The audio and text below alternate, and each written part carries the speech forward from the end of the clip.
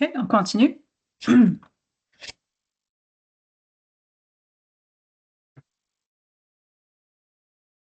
J'ai une bonne idée, Yann. J'ai reparti l'enregistrement pour le cours numéro 5. Merci. Donc, ce qu'on va voir un petit peu. OK. Bon, la séquence, réalisation d'une enquête criminelle. Donc, quand on a une infraction au code criminel, quand on a l'infraction, qu'est-ce qui se passe? Donc, on a la chronologie des événements, on a un individu, il faut retracer l'individu, on a eu un événement, un incident qui s'est passé. Euh, on va collecter de l'information. On veut naturellement euh, prouver les actions de cette personne-là, le crime, le punir, puis prévenir aussi les vilains coups. Donc, collecte d'informations. Concernant la collecte, ben, on reçoit une demande d'enquêter, on regarde la situation, qu'est-ce qui s'est passé. On va analyser les données, les informations collectées qui deviendront donc des renseignements. Un plan d'intervention, qu'est-ce qu'on va faire, qui fait quoi, les rôles, les responsabilités de chacun dans l'équipe d'enquête. On va évaluer le tout. Est-ce que on a eu des difficultés, des problèmes? On va présenter naturellement les résultats. Donc, dans le processus, on va voir en premier quelques diapos sur le processus d'analyse d'une enquête criminelle. Donc, le processus d'analyse d'une enquête criminelle et d'une enquête informatique comporte presque les mêmes étapes et phases pour mener le tout vers, naturellement, un rapport d'enquête. Voici les étapes, oui, d'une enquête criminelle. Donc, collecte d'informations. On pose des questions, on va chercher, on va collecter l'information. On compile les données qu'on aura donc collectées. On fait le tri. Est-ce qu'il manque quelque chose? On retourne à la collecte. On analyse les données compilées. On analyse le tout. On fait le tour. La transmission de l'information, on transfère les informations à d'autres corps policiers. Ça peut arriver que la SPVQ transfère l'information à la SPVM. L'évaluation finale, est-ce qu'on a tout? On agit. Pour résoudre les problèmes, peu importe le type de dossier que les enquêteurs font face, voici un autre processus pour résoudre ceux-ci. Ouais. Donc, pour résoudre des fois des problèmes qu'ils vont avoir, ils vont enclencher un processus qu'on appelle SMART. Donc, S pour situation, M pour mesure transitoire, A pour analyse, R pour réaction et E pour évaluation. Donc, on va les regarder chacun. Donc, la situation, diagnostic de la situation, ampleur et amplitude de la problématique. Donc, on collecte l'information. C'est quoi? Donc, les objectifs, ben, c'est de protéger la victime, que ce soit une personne ou une entreprise. On veut prévenir un crime. Naturellement, on veut trouver le suspect. Pourquoi je devrais investiguer? Donc, c'est des questions qu'on va se poser à cette étape-là. Quelle est la situation? Que se passe-t-il? Donc, le qui, le quoi, le comment, le où, etc. Les 5 WH. L'individu a-t-il commis une infraction? A-t-il commis d'autres infractions? Quelle est la gravité des gestes posés? Les conséquences actuelles à venir? Quel est le type d'infraction compromise? Quelle est l'ampleur et l'amplitude des gestes commis? Les cibles qui sont touchées, c'est qui? Et l'environnement touché, celle-ci est-il étendue, isolée? Donc, c'est des questions qu'il faut répondre. Les mesures transitoires, ben, donc le M, pour mesures transitoires, c'est des mesures qui sont temporaires. Une action qui est temporaire pour contrer temporairement une infraction. Nous n'avons pas toutes les informations, donc entre-temps, on agit pour rassurer la population, puisque certaines infractions qui touchent la sécurité des personnes ne peuvent attendre un plan stratégique. Imaginez, on a, par exemple, ça fait 2, 3 cas d'agression sexuelle qu'on a dans un parc, dans un quartier, dans un parc, peu importe. Et on n'a toujours pas trouvé le suspect.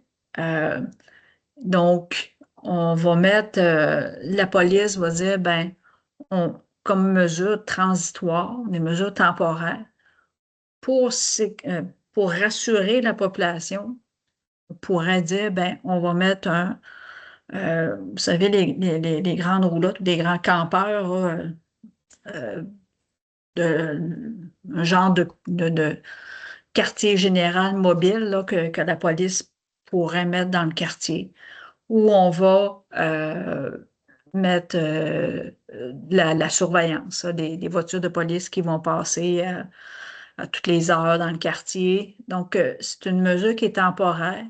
Temporairement, on fait ça.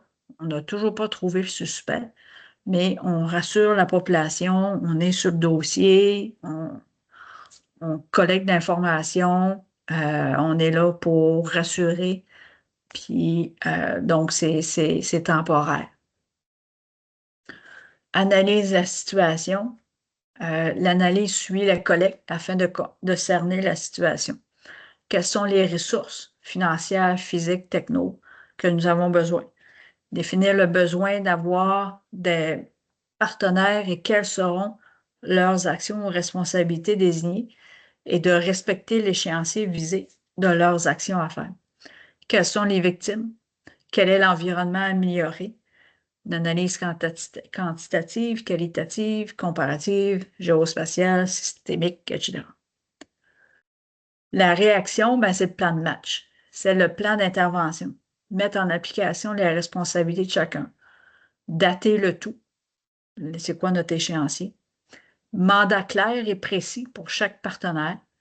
Volet administratif est mis à contribution. Équipement supplémentaire, agent double, peut-être. Vérifier en cours de route la progression des mandats de chacun afin de s'assurer que les objectifs seront atteints. Et l'évaluation, est-ce que les objectifs sont atteints? Plusieurs mois peuvent se passer. L'analyse de la criminalité est importante. Elle permet d'obtenir une image représentative de la criminalité sur le territoire. Va permettre de prendre les bonnes décisions. Donc, on a un processus d'analyse, un processus d'enquête criminelle, oui, collecte d'informations, on compile le tout, on analyse, il y a une transmission d'informations, un transfert, un partage d'informations et l'évaluation finale. Mais pendant qu'on est dans la collecte, pendant qu'on est avant même de l'analyse, parce on collecte d'informations sur qu'est-ce qui s'est passé, on pourrait être face à des obstacles, à des problèmes à résoudre. Donc, ils vont mettre en place le processus SMART de situation, mesures transitoires, analyse, réaction et évaluation.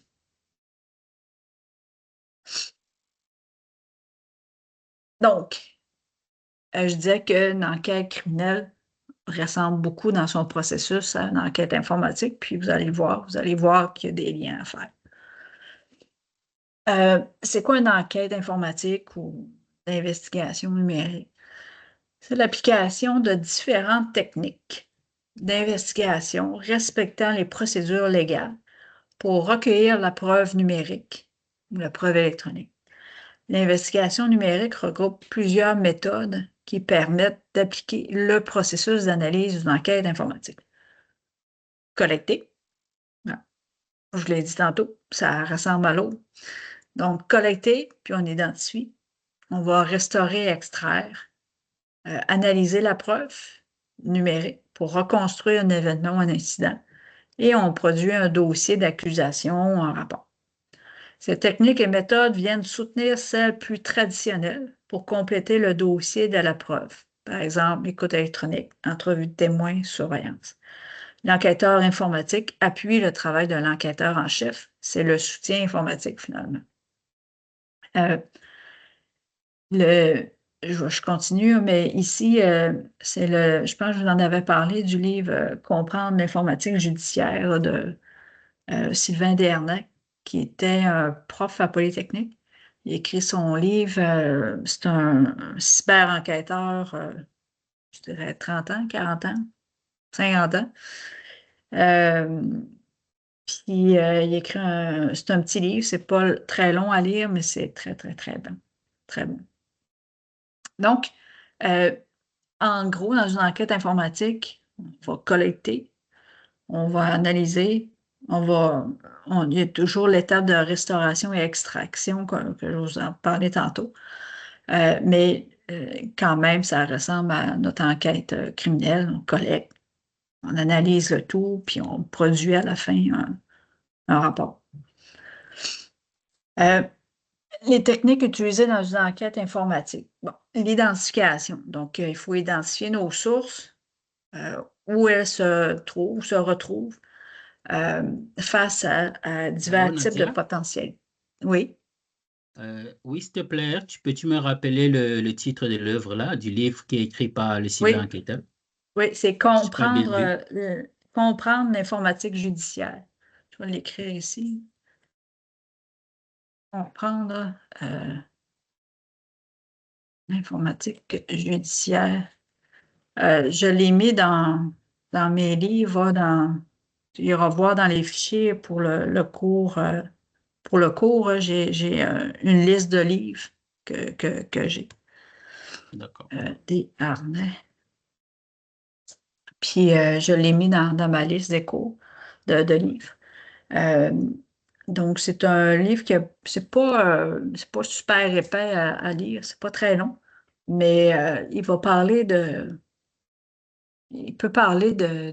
n'importe quoi, tout ce d'accessoires qu'on peut avoir besoin, qu'est-ce que ça prend aussi, comme je parlais tantôt, faut être curieux, faut avoir des connaissances, etc. Donc, il parle de tout, tout, tout. Puis c'est très bien écrit. Euh, puis il était supposé de faire une suite à ça, puis je pense qu'il l'a pas écrit encore. Hum. Donc, l'identification des sources se retrouve face à divers types de potentialités, de défis, de challenges. D'abord, la, la, la- les sources peuvent être physiques. Pensez à les médias physiques, donc les disques durs, les DVD, les clés USB. On peut avoir de la preuve sur une imprimante, un cellulaire. Donc, il y a toujours l'élément physique dans lequel la preuve peut se retrouver. Local, dans le sens que les sources d'information devront être identifiées à travers le réseau de l'entreprise. À distance, virtuelle, infonuagique, les sources peuvent être géolocalisées physiquement dans différents endroits, comme auprès des fournisseurs de services Internet, hébergeurs, fournisseurs de services infonuagiques. Plusieurs informations de surveillance devront être identifiées pour la corrélation de la preuve, comme les fichiers journaux des différents serveurs, etc. C'est des beaux défis, comme vous voyez. On peut avoir un disque dur, peut avoir l'épreuve peut être sur les postes informatiques, ça peut être sur un serveur, ça peut être sur le réseau, peut être dans les nuages, infonuagique, peut être stocké sur un hébergeur à Montréal, un hébergeur à Toronto, peu importe. Donc, il faut aller l'identifier un petit peu partout. Plusieurs outils nous permettent de faire les différents types d'acquisitions. C'est quoi d'abord, en premier, une acquisition? D'abord, c'est pas un bon mot. C'est un mot de l'anglais, acquisition. Il faudrait utiliser le mot collect. Euh, Sylvain Dernet disait tout le temps, Nadia, c'est pas acquisition, c'est collecte. Mais tout le monde parle d'acquisition. Donc, je ne suis pas toute seule. Donc, finalement, c'est l'image disque. Donc, on va prendre un laptop comme exemple. Euh, Soit je fais une acquisition statique ou une acquisition dynamique. La différence entre les deux, c'est que l'acquisition dynamique ou la capture des données volatiles, c'est que mon ordinateur est ouvert. J'ai comme information que, je ne sais pas, moi, j'ai un programme malveillant qui est en train d'attaquer mon système. Donc, la première chose à faire, c'est pas de le fermer puis de débrancher l'ordinateur, le serveur, le laptop. Je fais une capture de la mémoire ou une capture de la volatilité. On appelle ça aussi une acquisition dynamique. Donc, on est devant un ordinateur, l'incident se passe et il faut aller avec des outils capturer la mémoire. Puis après ça, là, je peux fermer mon ordinateur, puis je vais aller retirer le disque dur pour faire mon acquisition statique. Donc, c'est vrai, c'est deux choses différentes, avec des outils différents, c'est deux techniques, donc, différentes. Donc, soit je peux faire une acquisition statique, une acquisition dynamique. Je peux surveiller sur le réseau. Je pourrais faire ce qu'on appelle la capture du trafic avec un logiciel comme Wireshark, par exemple. Puis même, je pourrais faire mon acquisition à distance. Euh, j'ai un poste à distance j'ai eu une alerte comme quoi l'ordinateur sur le réseau euh, est infecté. Donc, je pourrais me brancher sur l'ordinateur avec un outil et faire une acquisition donc à distance de, de la volatilité. Excusez. Bien évidemment, chaque technique a plusieurs outils spécialisés pour faire le travail. On ne peut faire une enquête informatique avec un seul outil. Nous verrons donc dans les cours de pratique de cyberenquête plusieurs outils d'investigation. Donc, dans le cours de pratique, euh, on va voir beaucoup, beaucoup d'outils. Puis, je vais vous laisser naturellement du temps chez vous pour pratiquer ces outils-là. Puis, je vais vous faire des démos. Puis, c'est sûr qu'on ne peut pas tout voir, tous les outils, mais on va voir au moins les plus intéressants, les plus populaires. Le domaine de l'investigation numérique demande de la polyvalence dans les connaissances informatiques, technologiques, dans les outils, dans les techniques et les stratégies d'enquête. Donc, quand je parlais tantôt de faire une acquisition statique, j'ai besoin d'un matériel, j'ai besoin d'un équipement. Euh, Entre autres, le fameux, en français, on appelle ça un protecteur d'écriture, puis en anglais, on appelle ça un write blocker. Donc, il va protéger l'écriture. Donc, avec notre outil, notre logiciel, on va faire une acquisition statique. Puis, quand on va avoir, si on utilise un matériel de protecteur d'écriture, donc ça va le protéger. Comme ça, je m'assure de ne pas écrire sur le disque dur pendant que je fais mon acquisition. Euh, Ici, le noir en haut, c'est un ancien modèle, mais je pense que le plus récent ressemble encore beaucoup, beaucoup à lui. Euh, la compagnie s'appelle Tableau. Puis, dans le jargon informatique forensique, ce produit-là, ce matériel-là, on l'appelle souvent un tableau. As-tu un tableau? Donc, c'est comme un iPad. Souvent, au lieu de dire une tablette, on dit, as-tu un iPad? Alors, le vrai terme, c'est une tablette. La compagnie, c'est iPad. iOS iOS, Mac iOS, Apple derrière ça, mais vous comprenez l'astuce. Donc, dans le jargon, on va souvent appeler, on appelle ça par la marque parce que c'était la première compagnie qui a créé ce matériel-là, ça s'appelait Tableau. Ça a été acheté il y a plusieurs années par Access Data. Et Access Data a été vendu à, euh, voyons, Access Data, Access Data, OpenText, excusez. C'est ça, donc c'est OpenText maintenant qui vend les tableaux et qui vend aussi Incase Forensic. Oui, c'est ça. Donc, le matériel ici, vous voyez, bon, il y a les connecteurs, il faut le brancher sur une prise de courant. Il faut le brancher aussi sur l'ordinateur d'enquête qui a le logiciel. Puis ici, ben, c'était tout simplement les fils là, pour brancher un disque dur.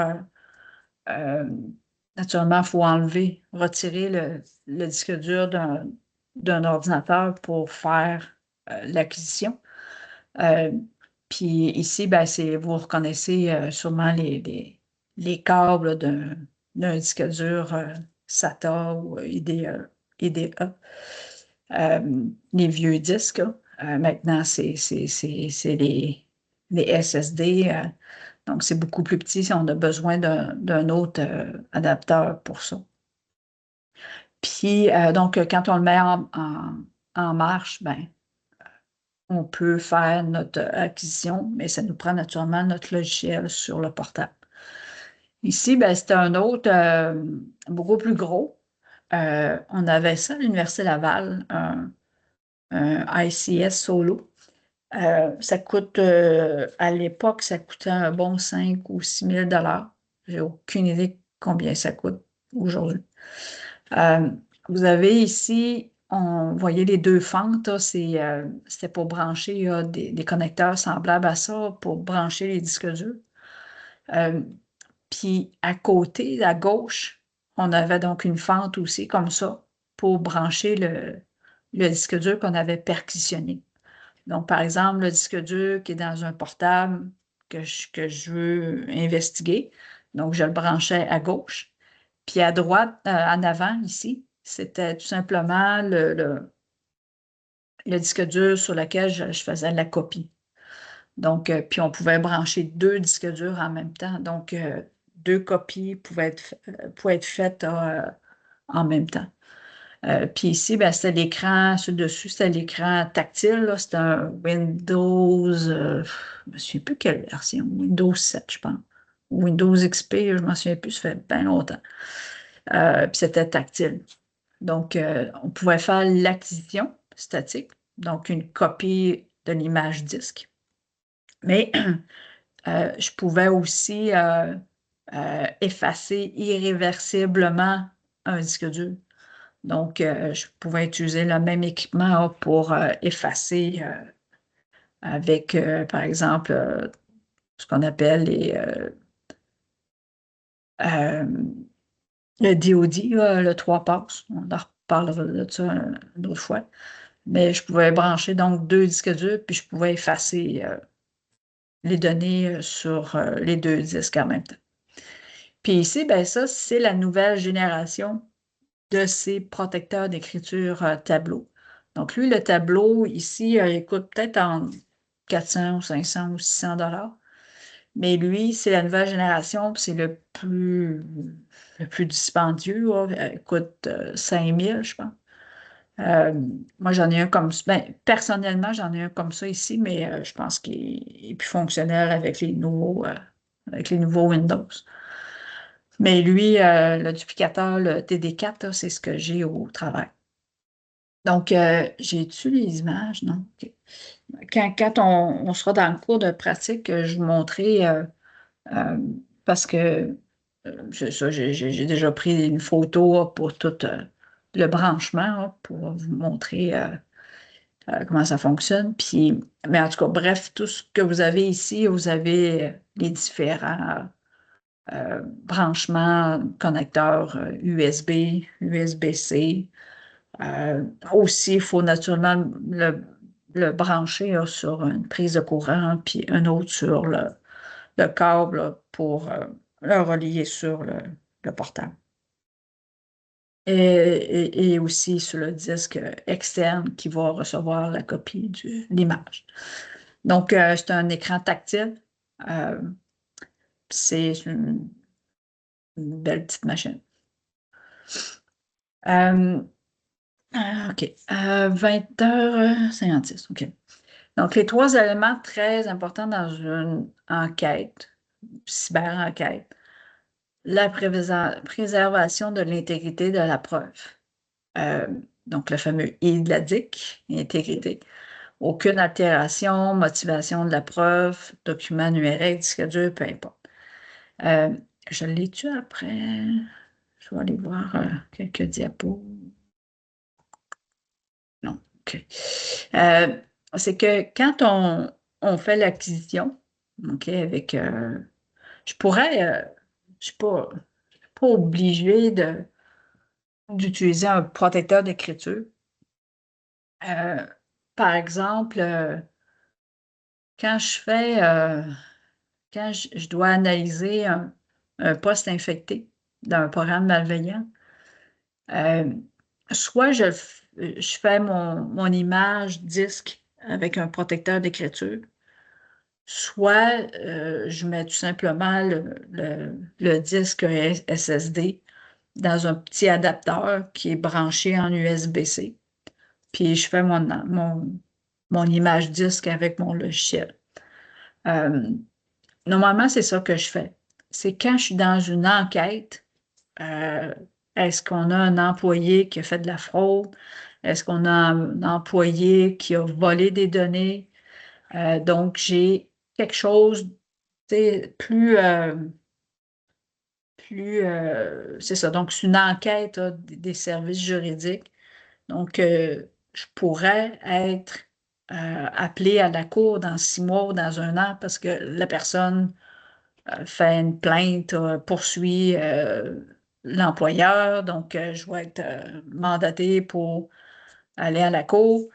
Donc, je vais avoir à, à présenter comment j'ai enquêté, comment j'ai fait ma collecte, mon acquisition. Donc, je vais dire oui, j'ai utilisé un protecteur d'écriture.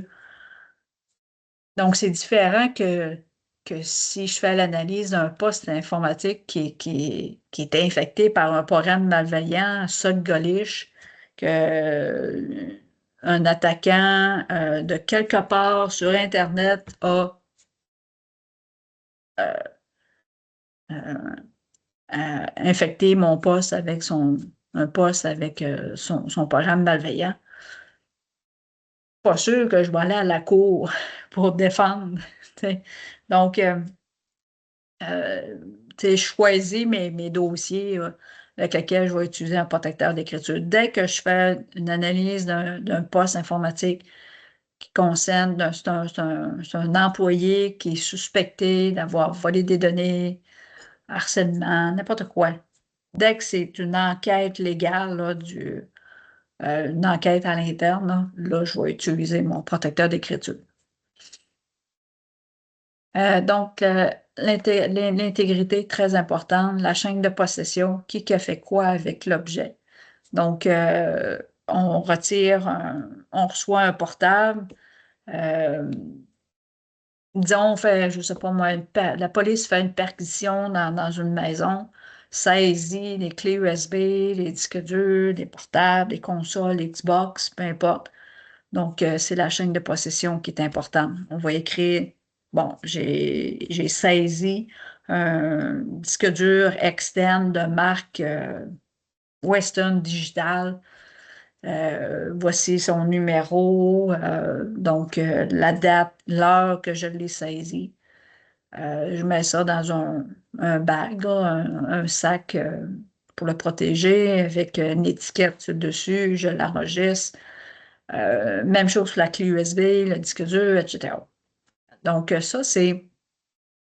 Puis après ça, ben, il y a Il y a une autre personne qui va retirer le disque dur du portable, donc là aussi, il faut le noter. Euh, donc, vous voyez, la chaîne de possession va nous indiquer qui a fait quoi, quand est-ce, avec l'objet ou l'objet qui est perquisitionné. La collecte de preuves réalisée selon les normes légales, s'il y a un problème dans la collecte de la preuve, cela peut résulter en une non-culpabilité. Donc, imaginez, un pédophile pourrait être non coupable parce qu'il y a eu un défaut dans l'enquête. On n'a pas préservé la preuve, on n'a pas collecté correctement euh, l'information, la preuve. Donc, euh, ça pourrait arriver à ça. Là, par exemple, je n'embarquerai pas dans tout ça ce soir. On va le faire la semaine prochaine.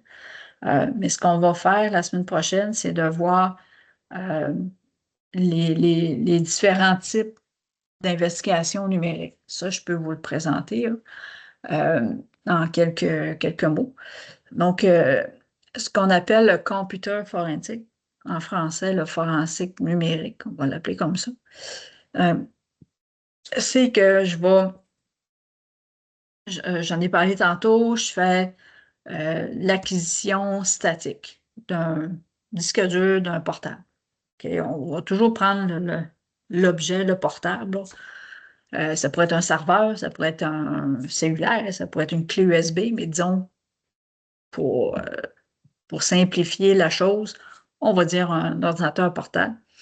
Donc, je retire mon disque dur, le SSD, je fais mon acquisition statique. Ça, c'est du computer forensic. Donc, on a des outils, on a une technique, on a des outils. Bye-bye, Guillaume. Donc, on a des techniques, des outils, puis, comme je disais tantôt, une acquisition statique peut prendre entre 3 heures, 4 heures, 5 heures, tout dépendamment le volume. Si le volume du disque dur est 120 GB, ça va prendre beaucoup moins de temps que si le disque dur est 1 TB. OK? Euh, donc, ça, c'est le computer forensic. Le live forensic ou le forensic en direct, c'est que ça, c'est l'acquisition dynamique. Donc, je suis assis devant un ordinateur, puis là, j'ai des alertes, là, j'ai un incident qui arrive, qui survient. Le poste est attaqué ou, je ne sais pas, moi, j'ai un, un employé qui visualise la pornographie juvénile, OK, pendant son travail. Euh, on appelle la police vient saisir le poste. Ben, ils ne fermeront pas. Hein. OK? Il faut qu'ils fassent du forensique, du live forensique. Donc, ils vont capturer, il faut absolument capturer la volatilité avant de fermer l'ordinateur. Donc, on a une technique, on a des outils qu'on va utiliser qui sont souvent différents que le computer forensique, donc qui se spécialisent dans la capture de la volatilité. Donc, pourquoi que je dis volatilité? C'est parce que les données sont volatiles.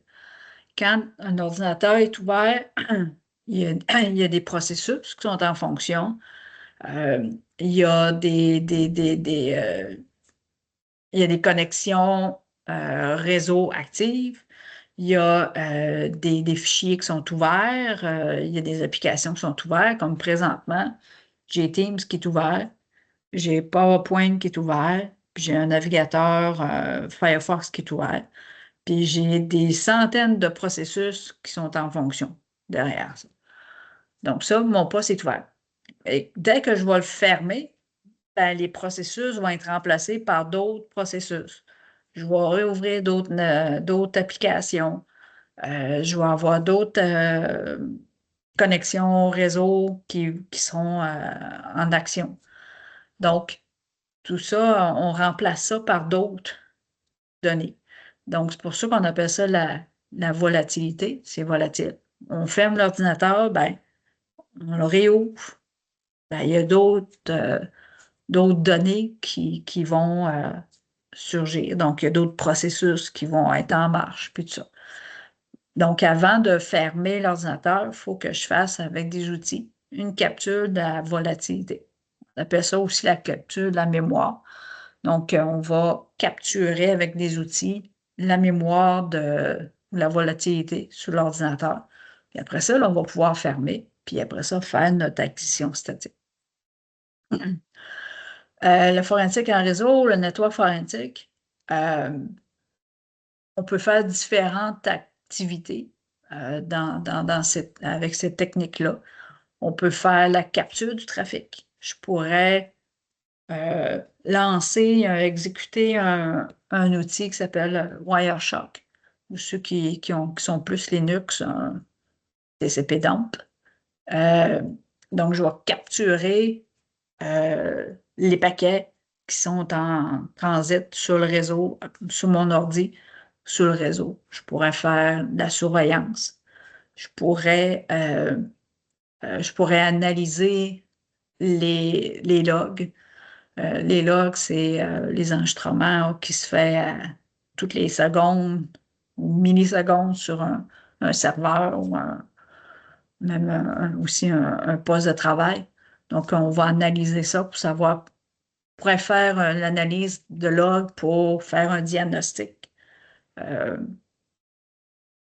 Un ordinateur qui fonctionne plus ou moins bien ou peut-être qui est attaqué par un virus.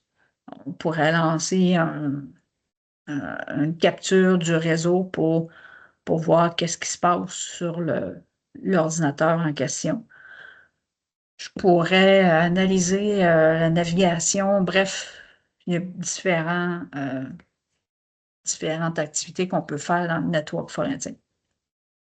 Forensique à distance, ben, le remote forensic, c'est qu'on va collecter à distance la volatilité. À l'époque, on avait des outils qui coûtaient très cher. On se branchait à distance et on capturait donc la mémoire, mais on était à distance. Puis aujourd'hui, ben, ces outils-là existent toujours, mais on a les fameux EDR. OK? Dans les entreprises maintenant, sur le réseau, sur le parc informatique, on va installer un CrowdStrike, un Defender, d'autres aussi, là, mais je pense que c'est ces deux-là les plus populaires. Donc, avec, par exemple, CrowdStrike ou Defender, on est capable de se brancher avec une console. On se branche sur l'ordinateur, sur le réseau. On a eu une alerte comme quoi l'ordinateur X est en train de communiquer avec une adresse IP malveillante, un command and control, peu importe. Mais on peut se brancher dessus puis analyser, regarder qu'est-ce qui se passe. On peut faire une capture de volatilité. Puis là, on pourrait, par exemple, le mettre en quarantaine parce qu'on se dit, oups, il est infecté. On ne veut pas infecter d'autres ordinateurs sur le réseau. On le met en quarantaine. Donc, ça, c'est les EDR qui peuvent faire ça. On n'avait pas ça, là, 5 ans, ça fait pas longtemps.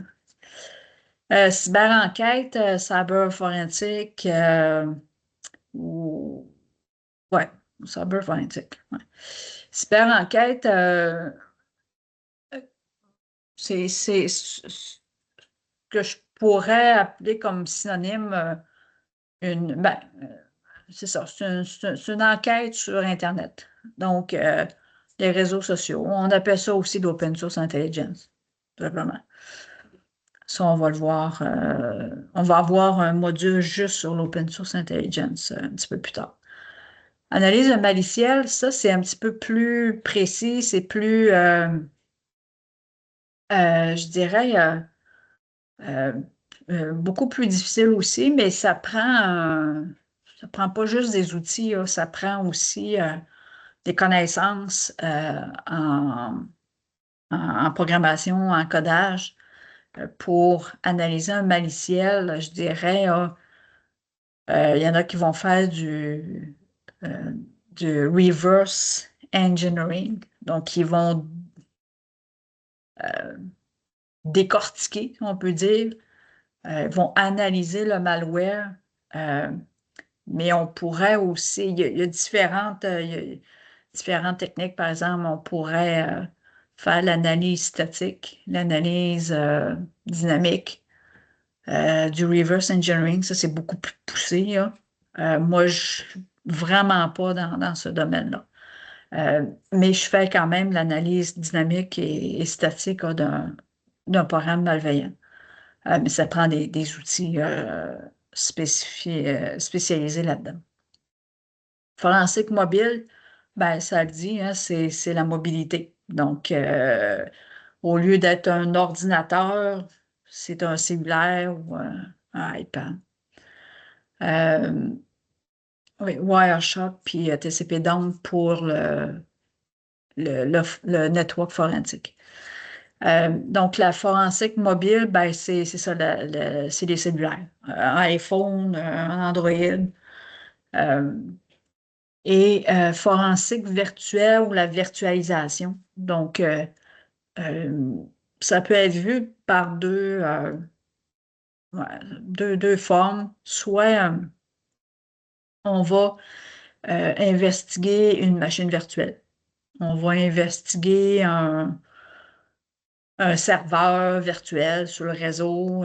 Donc, on va faire une image, un snapshot qu'on appelle en termes de virtualisation. On va faire une image, un instantané de la machine, puis je vais analyser avec mes outils la machine virtuelle.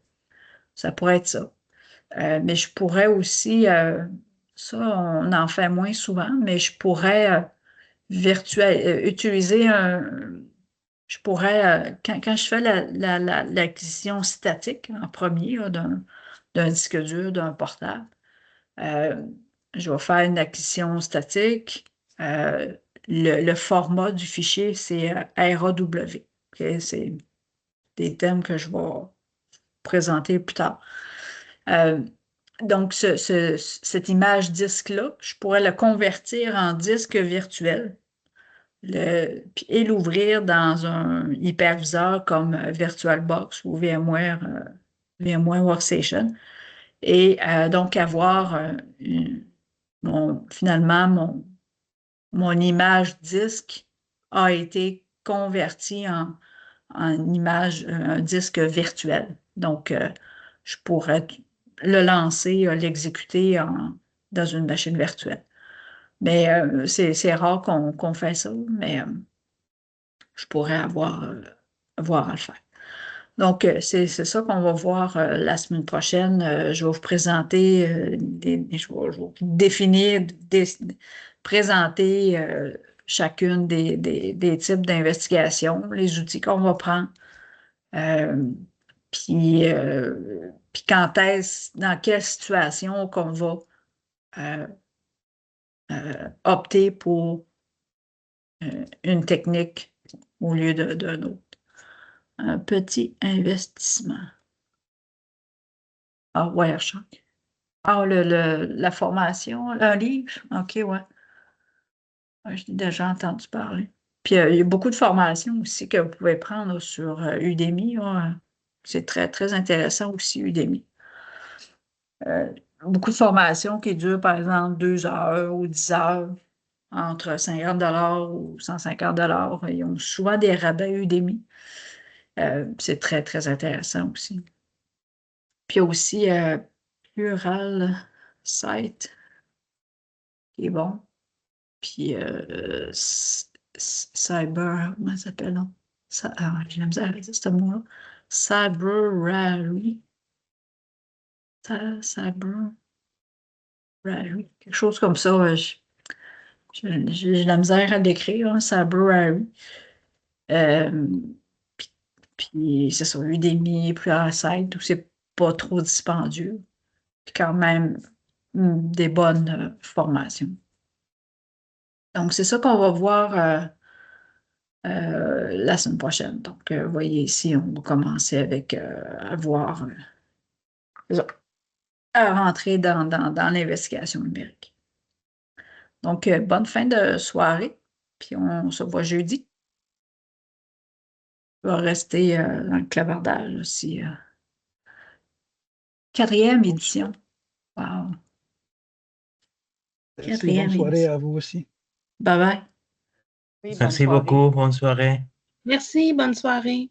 Bonne soirée. Bye bye. Bonne soirée. 2022.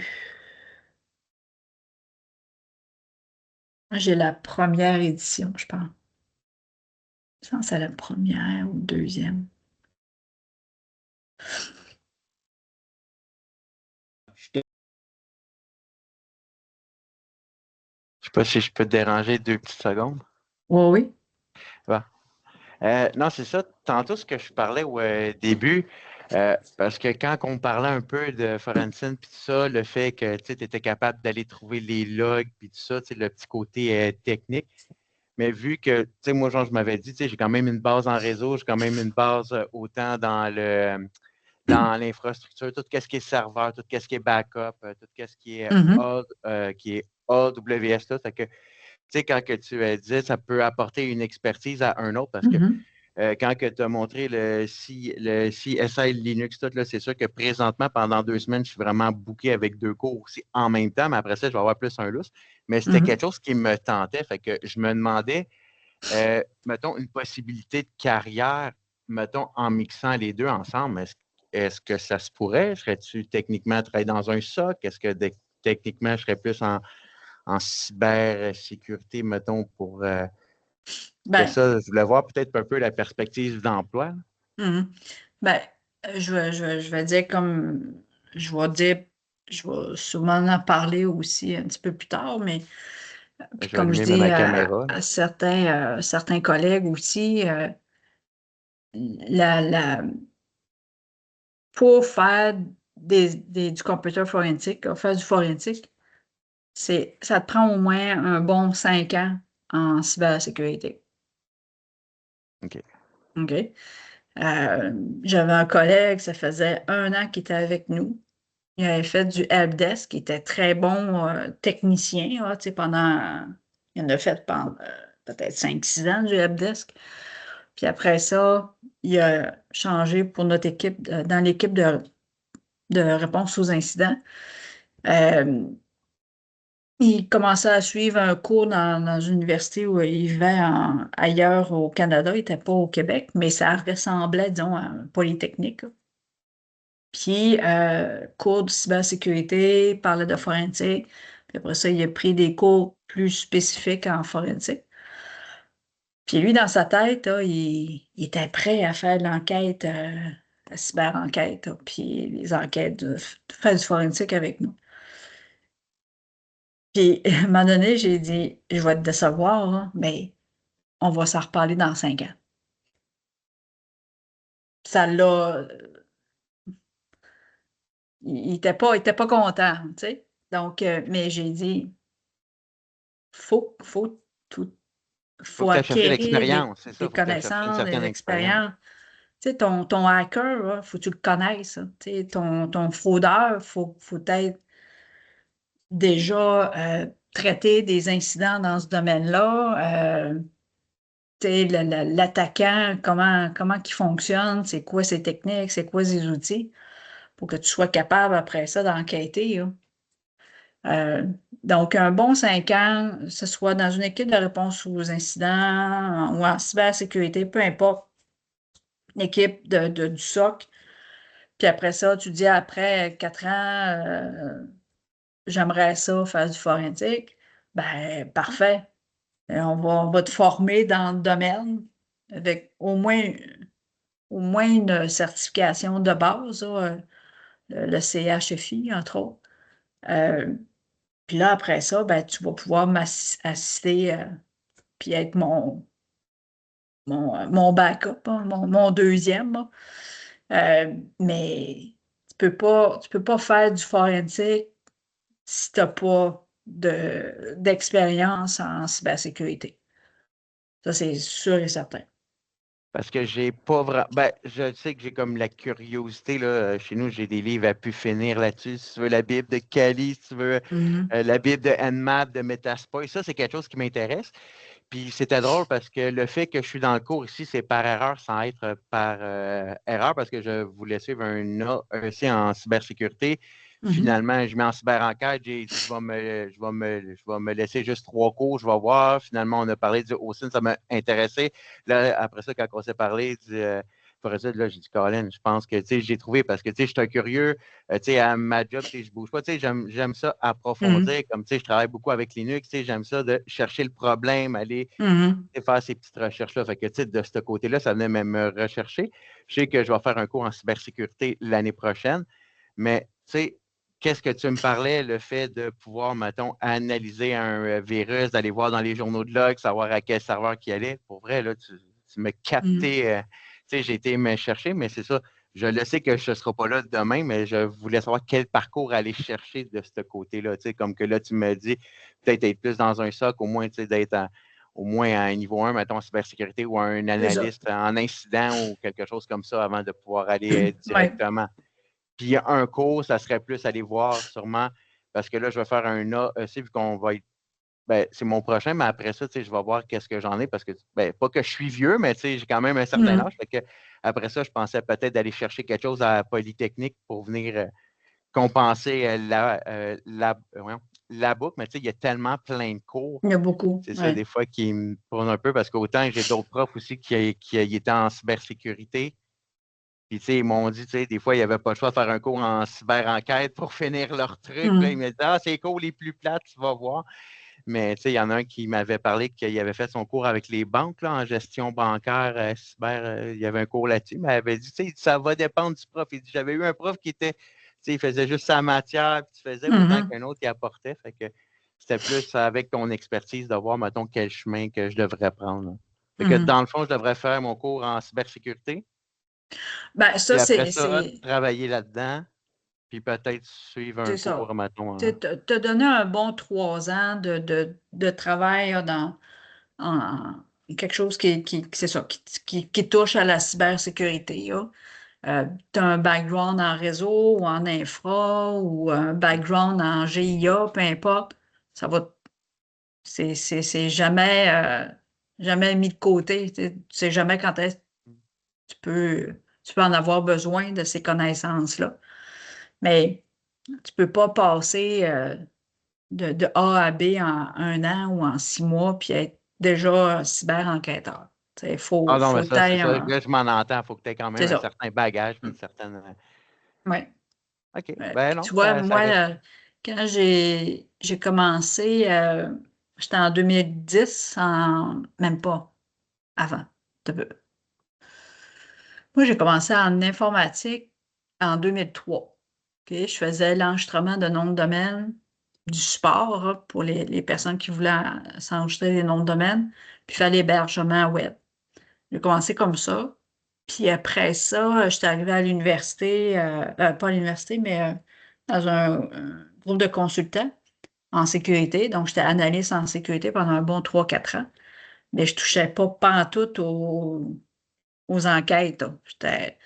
Puis j'avais, en même temps, j'étudiais à Polytechnique, en virtuel, les cours virtuels. Puis, puis quand j'étais engagée à l'université en 2015, c'est là que j'ai commencé à faire du forensique. Donc, j'avais déjà 15 ans d'informatique. Puis ça faisait à peu près, pas 15 ans, un peu, 2000, que j'ai commencé à travailler en 2000. En 2000, c'est ça, j'avais 15 ans d'informatique. Puis ça faisait 5 ans que j'étais en sécurité. Quand j'ai ma première journée en forensique, là, j'avais 15 ans d'informatique, puis j'avais 5 ans en sécurité. Puis quand j'ai commencé en forensique, mon directeur à l'université m'a payé le CAH, puis le CHFI. Puis j'ai pas arrêté en forensique, là. J'ai même pas été chercher d'autres certifications comme ça parce que j'ai tellement suivi d'autres cours en parallèle. Puis l'expérience aussi. Fait qu'aujourd'hui, mon directeur chez IA, il dit, je ne te payerai pas un cent en forensique. Tu ne vas rien apprendre. T'sais. Fait quand même, depuis 2015, on est en 2025. Donc, ça fait 10 ans que je fais l'investigation du forensique. Là. Donc, mais tu vois, ça prend un bon 3 à 5 ans d'expérience en cybersécurité. Puis là, tu peux... parce qu'il c'est ça, il faut acquérir ces connaissances-là. Puis, c'est pas évident à faire du forensique. Puis, tu sais, j'ai fait comprendre à mon collègue, tu peux peut-être savoir comment fonctionne FTK Major ou WinCase, mais ça ne veut pas dire que tu vas être capable d'analyser puis de mener à terme une enquête informatique. Hein. C'est pas juste une histoire d'outils. Oui, il y a des outils, mais les techniques, les connaissances, tu sais, si tu arrives, tu es face à un système de fichiers Linux, tu n'as jamais utilisé un Linux ou tu n'as jamais regardé comment ça fonctionne, c'est quoi ça, un système de fichiers Linux, ben, ça va être, tu vas peut-être passer à travers, mais ça va être long, tu sais, pas évident. Mais Donc, quand même, il faut que tu aies le concept de recherche, là, d'être savoir où quand même aller chercher ce ben qu'il c'est faut de ça, ce mais côté-là. Là. sont où les logs dans Linux, tu sais? Donc, si, tu sais, faut avoir lu, puis il faut avoir pratiqué, il faut avoir déjà installé au moins un Linux une fois dans sa vie pour savoir aller, c'est où que je vais chercher mes profils d'utilisateurs, mes logs, les Tes droits processus, d'admin, c'est ça, les tes droits droits, les d'admin, tes rights, passwords, ça, ouais, les c'est ça. comptes. C'est un autre monde, là, Linux, tu sais, c'est différent, mais en Windows, faut que ton Windows forensique, il faut que tu aussi, tu saches comment fonctionne un système d'exploitation Windows. Puis, tu sais, tu peux pas tout connaître, tu peux pas tout savoir. Donc, quand j'analyse un poste infecté, ben, je vais aller lire parce que, tu sais, notre EDR, le CrowdStrike, le Defender va dire, ben ça, on a une alerte sur un poste, il y a une bonne chance que ça soit relié, par exemple, à une attaque de Sogolish, okay, qui est une famille de malware. Ah, OK, la première fois que j'ai eu ça, je dis, qu'est-ce que ça fait dans la vie, ça, Sogolish? C'est quoi ce programme-là? C'est comment qui est exécuté? C'est quoi son impact sur un disque dur? Ben là, j'ai été lire sur ce Golish. Donc, je vais lire beaucoup sur les programmes malveillants. Quand je fais une enquête d'un poste, par exemple, qui a été infecté par un programme malveillant, il y en a tellement, donc je ne peux pas tout savoir. Mais c'est ça, faut aller chercher nos connaissances. Des fois, je suis encore beaucoup, je suis moi aussi étudiante. Je suis toujours en mode d'apprentissage, d'acquisition de nouvelles connaissances. Puis des fois, mon collègue que je parlais tantôt, il ne revient pas, tu sais. Oui, mais pourquoi tu lis là-dessus ou tu vas chercher une formation en ligne là-dessus? Ben, c'est ça, être enquêteur. Il y a c'est tellement immense, tu sais, la cybersécurité, puis le- l'en- l'enquête, l'analyse d'un poste informatique, tu ne sais Parce que jamais c'est un monde qui évolue, parce que ton attaque va quand évolue. même évoluer, puis tout ça. Tu Puis, sais, j'ai avais pas fait parlé comme un encore des mini-cours en cellulaires. cybersécurité, puis c'est la même affaire. Là. Tu sais, il disait C'est ça, qu'à un pas moment encore donné, ce que parlé tu sais encore aujourd'hui, demain, ça va être autre chose. Là. ça va être d'autres choses. Puis, l'intelligence artificielle qui s'en vient, les cellulaires, tout évolue. Donc, je peux pas tout savoir. Hein. Tu sais, donc, il faut que j'aille acquérir des connaissances. Mais à la base, un bon 3 ans, 4 ans de background en sécurité, ça va être beaucoup, c'est ça, c'est recommandé. Parce que là, c'est ça. Là, à date, mon background, ça fait pas longtemps que je suis en informatique. Ça fait 3 ans parce que, en tout cas, la compagnie a fermé, puis j'ai pu me relocaliser. Puis oui, c'est quelque chose que j'aimais. Sauf que présentement, moi, je travaille sur les droits. Là. Tu sais, mettons, je suis la première ligne d'appel quand quelqu'un a un problème avec un mot de passe. Tout. Fait que, tu sais, c'est sûr que je suis dans le côté AD des droits admin puis tout ça.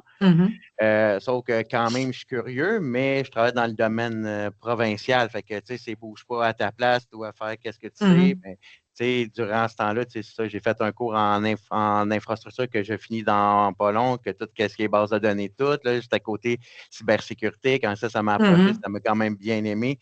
Fait que non, c'est ça, je voulais savoir le parcours. Fait que dans le fond, je pourrais aller suivre un cours en cybersécurité, rester là pendant un certain laps de temps, faire sûrement Tout des en cours. travaillant. Ben, c'est ça. Tout en travaillant dans le domaine, puis après ça, de pouvoir suivre, c'est ça, quelques cours, dans le fond, qui auraient rapport avec le forense ou le open source là, à partir de la Polytechnique, aller chercher des cours. Puis à partir de là, je pourrais venir appliquer dans un SOC ou dans le fond, comme analyste, analyste en... Je cherche le nom parce que j'ai commencé à regarder c'est qu'est-ce que ça pouvait être comme poste, là. Mais analyste en gestion de risque, ça? En réponse aux incidents? En réponse aux incidents, Ouais. excuse-moi, ouais, c'est ça, je me suis trompé, c'est ça. Ben, tu sais, à un moment donné, je vais vous parler, c'est quoi un SOC?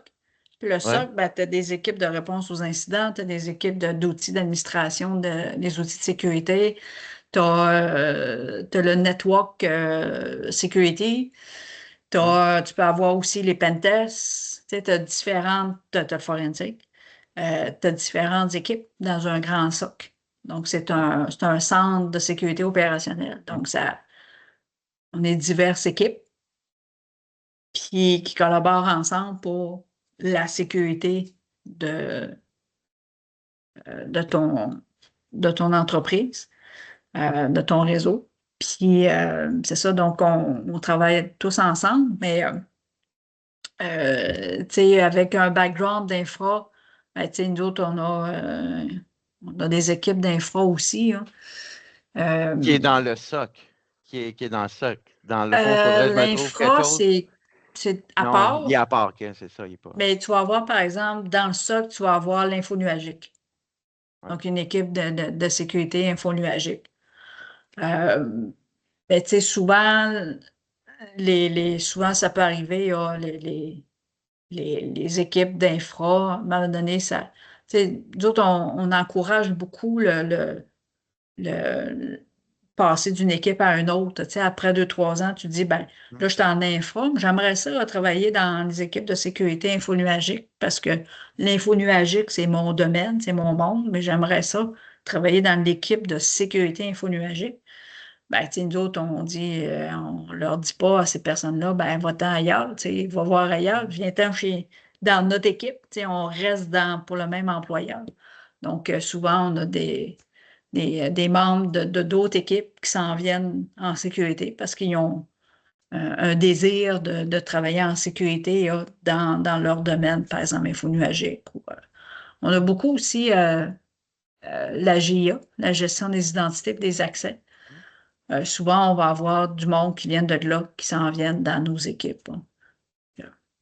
Ah, c'est bon.